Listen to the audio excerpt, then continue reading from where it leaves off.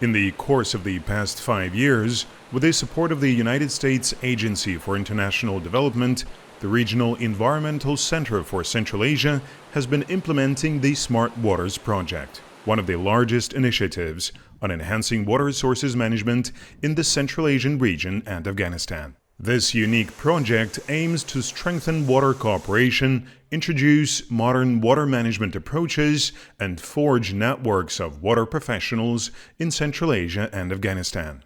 The project has been operating on all water management levels, assisting small transboundary river basins up to supporting regional-level dialogue on shared water resources management. The governments of Central Asian countries and Afghanistan have designated 8 transboundary watersheds as the project's pilot sites. In the 5 of them, the project is working in a bilateral format and on the country level in the remaining 3. The basin planning approach aims to facilitate stakeholder engagement via small basin councils, or SBCs, to ensure public participation in water resources management and decision-making.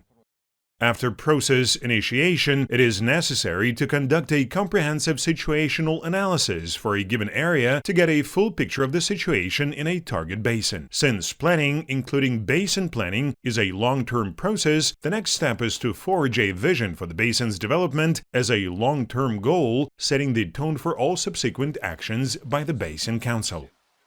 Further on, more clear goals and objectives under the plan need to be drafted. They will serve basis for designing specific basin plan actions. After the draft basin plan undergoes approval by Basin Council members in accordance with the pertaining procedures stipulated by the legislation of the countries of the region, the Basin Council and other stakeholders move on to its execution. The basin plan is a living document. That is, after having implemented certain planned actions, it can be revised depending on the achieved results. Despite using one and the same approach, basin planning outcomes and priorities may significantly vary in different watersheds. That was true for the Smart Waters pilot sites, as they all have focused on different things. The Asparagus River, approximately 108 kilometers long, flows through Kazakhstan and Kyrgyzstan, supplying irrigation water to over 10,000 hectares of agricultural land in both riparians. Food security concerns in the watershed have forced SBC members to focus on better land cultivation methods and reduction of water losses. After reviewing its priorities, the SBC's Kazakhstan side has decided to enhance its material and technical resources. As the result, thanks to the project, the SBC has purchased a high-tech comb seeder and an excavator to clean irrigation and drainage networks. The comb seeder was designed by the Kazakhstan Water Management Research Institute. It ensures resource efficiency and saving during cultivation of cereals. The seeder is capable of performing 4 agricultural operations simultaneously, that is, sowing, fertilizing, bedding, and furrowing, allowing to reduce the amount of seeds by 50% and increasing yields twofold. The excavator will allow farmers to clean irrigation canals and drainage networks quicker and without additional financial costs for renting equipment. The machinery will increase the canal's efficiency by 20 to 25%, reduce water losses by up to 30%, as well as enhance water supply to farmland by 20%. Overall, after the establishment of the Small Basin Council, the Asparagus watershed has been witnessing a positive trend in riparian relations. The introduction of modern water-efficient technologies, fostering better use of the available shared resources and higher incomes among farmers, became one of the joint SBC decisions. Due to water deficit, the Council decided to try out this water-saving technology. The results are already obvious. Today, in Murked district, we have about 100 hectares of land under this technology and expect to get 80 to 100 tons of produce per hectare thanks to it.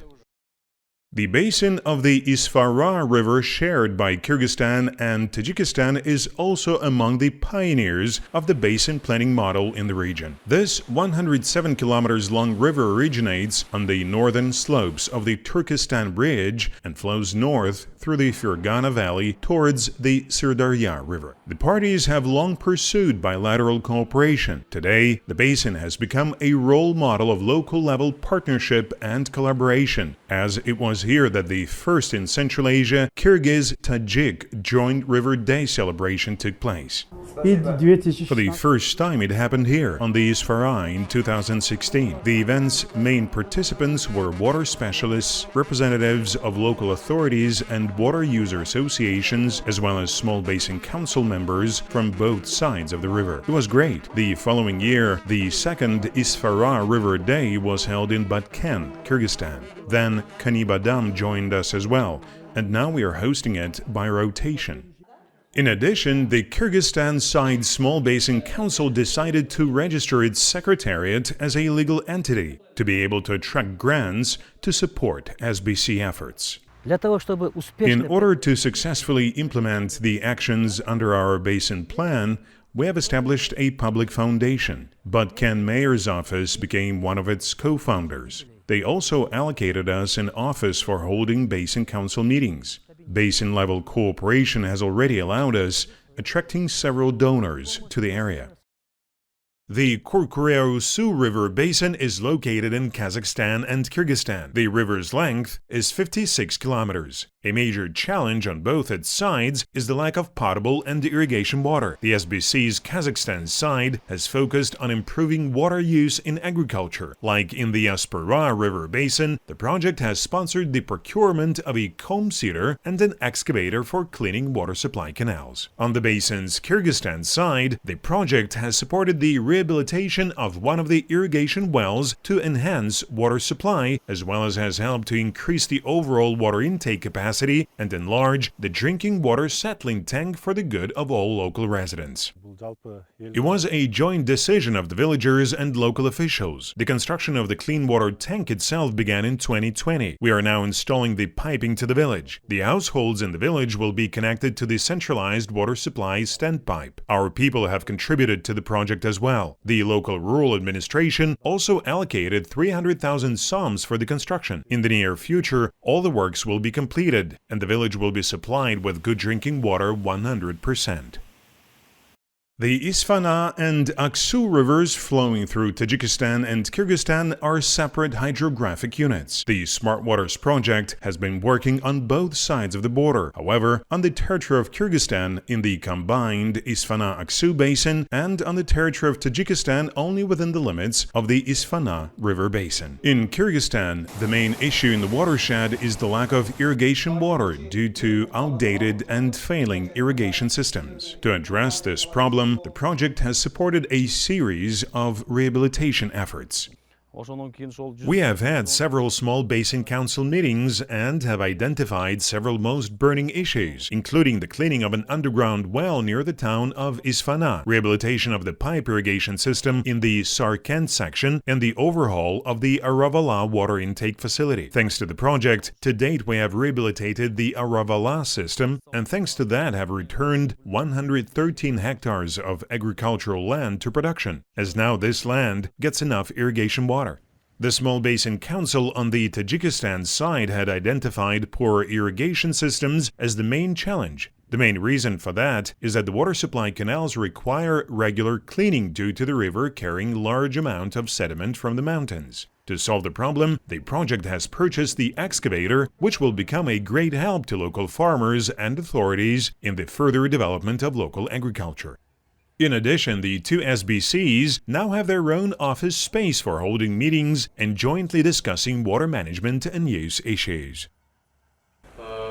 As of today, the basin councils have a venue to meet. It is my pleasure to announce that the designated meeting room in Jabor Rasulov District Water Management Authority has been completely renovated and equipped with modern equipment for further use as the SBC meeting room.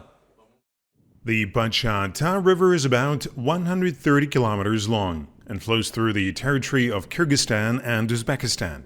On its Uzbekistan side, agriculture is highly developed. On the Kyrgyzstan side, the basin is included in the UNESCO Protected Biosphere Reserve, and the economic activity is limited. However, there is some farming here as well. Water comes here through the Uspanovka Canal from the Pachata River. In the past, local farmers had to abandon their plots because they were not sure that there would be enough water for everybody. The issue was raised at the very first meeting of the recently established Small Basin Council. As part of the project, the Uspanovka Canal was lined and fitted with automated water measuring equipment. Although the length of the lined section is only about 2.5 kilometers, the effort allowed boosting the canal's capacity 4 times. The automated water metering system allows monitoring the situation in real time.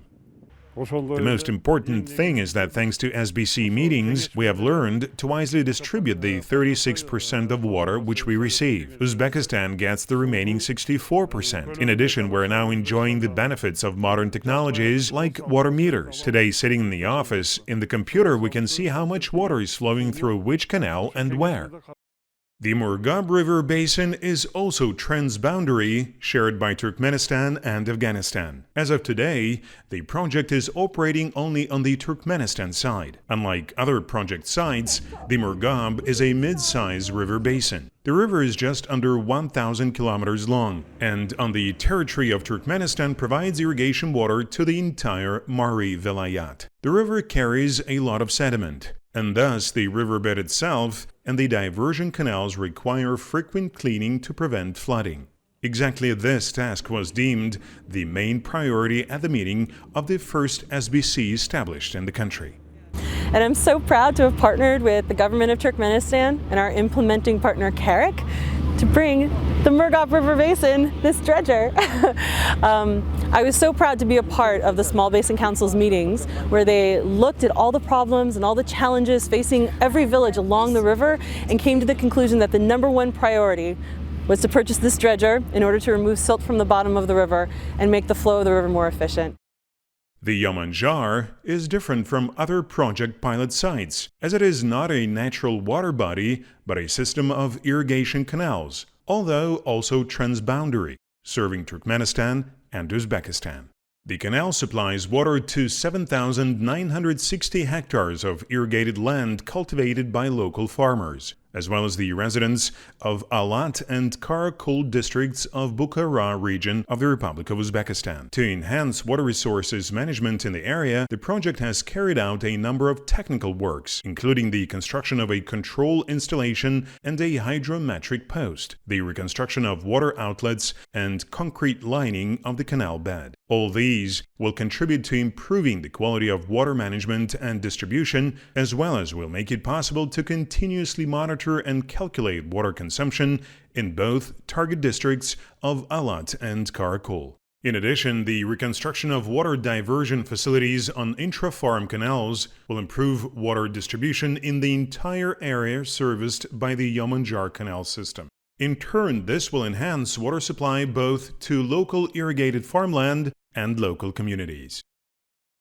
The territory of Central Asia and Afghanistan is covered with small, medium, and large rivers. Over 200 of them are transboundary, and each of them is unique. In addition, every basin has its own customs and traditions, including in terms of water management, water allocation, and maintenance of irrigation networks. Thus, each case is special. However, the project was able to apply the same basin planning methodology in all its pilot sites, with the widest possible stakeholder engagement in the planning process as the cornerstone of this model's sustainability. The success of this approach in all target watersheds proves its flexibility and adaptability to different conditions, and accordingly the possibility of utilizing it in any basin, regardless of size and special features.